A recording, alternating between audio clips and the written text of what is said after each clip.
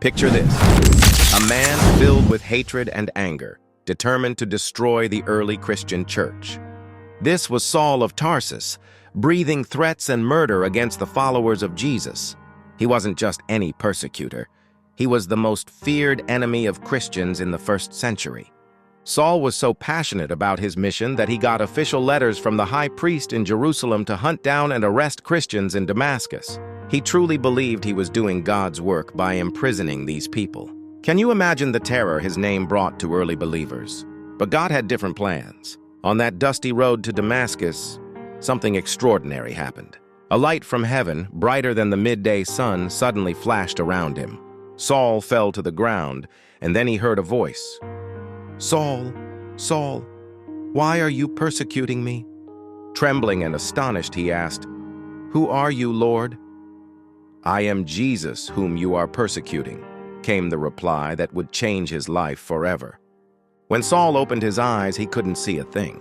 The mighty persecutor had to be led by the hand into Damascus like a child.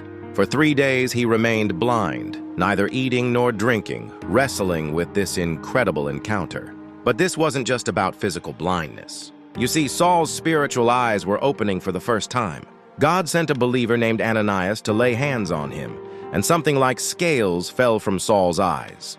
Not only did his physical sight return, but he saw the truth with perfect clarity. Jesus was indeed the Messiah he had been fighting against. This dramatic transformation wasn't just about regaining sight. Saul became Paul, and his entire life took a complete 180-degree turn. The feared persecutor became the passionate preacher.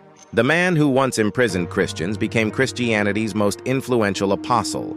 Paul went on to write nearly half of the New Testament, spread the gospel throughout the Roman Empire, and became known as the Apostle to the Gentiles. His conversion story reminds us that no one is beyond God's reach, that the fiercest opponent can become the strongest advocate. Think about it. If God could transform someone like Saul into Paul, imagine what he can do in anyone's life. Sometimes, our greatest opponents become our greatest allies, and our darkest moments lead to our brightest transformations. That's the power of divine intervention.